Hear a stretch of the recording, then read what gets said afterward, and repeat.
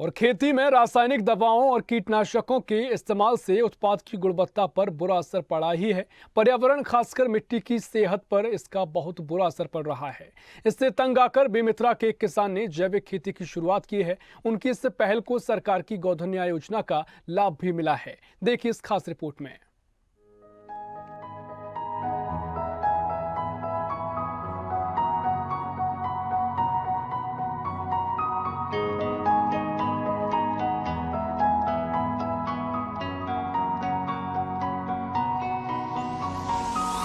बेमेतरा जिला मुख्यालय से महज 3 किलोमीटर दूर जहाजपुर में रहने वाले व्यास नारायण शर्मा शिक्षक के पद से रिटायर होने के बाद खेती किसानी में अपना मन लगाना शुरू किया। उन्होंने पाया कि रासायनिक दवाओं और कीटनाशकों के इस्तेमाल से फसल की गुणवत्ता तो प्रभावित हो ही रही है, साथ ही खेत भी खराब हो रहे हैं। उन्होंने इस परेशानी का हल निकालते हुए पूर्ण रूप से ऑर्गेनिक खेती करने की ठानी।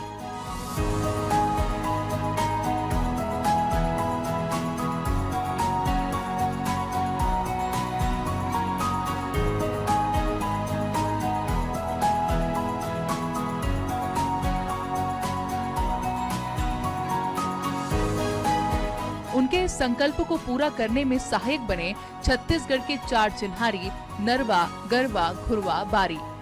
इसी के तहत वो ग्राम पंचायत गंगपुर में गौठान में जैविक खाद बनाने जा रहे हैं। इससे प्रेरित होकर खुद पशुपालन शुरू किया और जैविक खाद बनाने लगे।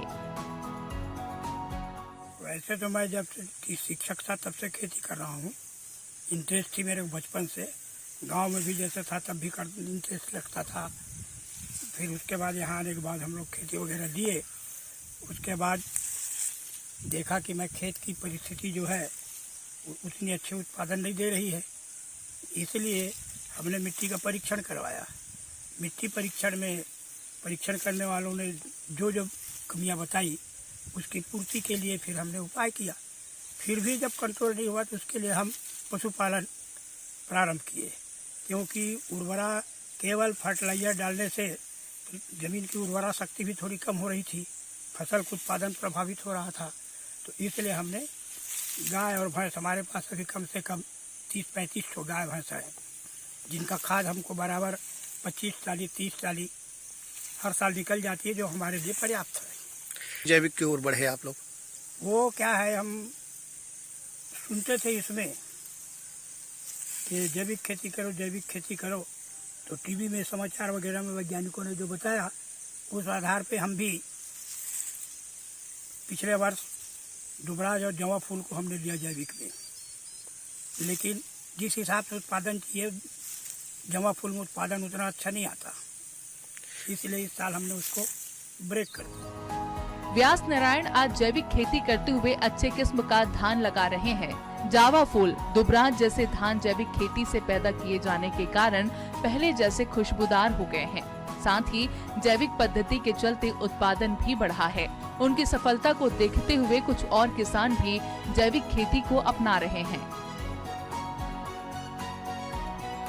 कर रहे हैं, बाकी उत्पादन कम आ रही है। तो जैविक खाद तो ऐसे खेती के लिए अच्छा है, खेती ला सुधार करत है। बाकी यूरिया कम करबो तब जैविक खाद फायदा करही, या यूरिया बंद कर जैविक खाद ला पुण्य देवे। जतका होवा किसान जतका मांगत ओतका जैविक खाद देवे तो और अच्छा है। यूरिया वो रिपील सब छोड़ देंगे।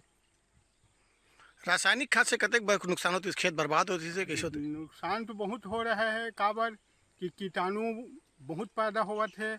जतका के दवाई बूटी डाले से जतका गेंगरवा उंगरवा जेन खाद ही तेन पूरा मर चुके हैं। अब वही जैविक खाद में फिर पहली जैसे खेती उत्पादन में फिर आई। तो फायदा हुआ था जैविक से? जैविक खाद में फायदा हुआ था, पर्याप्त मिलना चाहिए तब।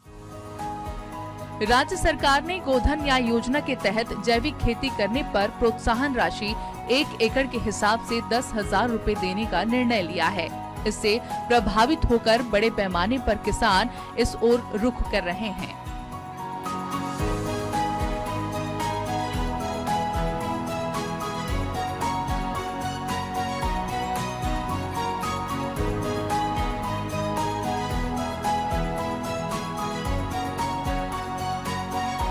इस तरह राज्य सरकार की गोधन न्याय योजना छत्तीसगढ़ के किसानों के लिए वरदान साबित हो रही है।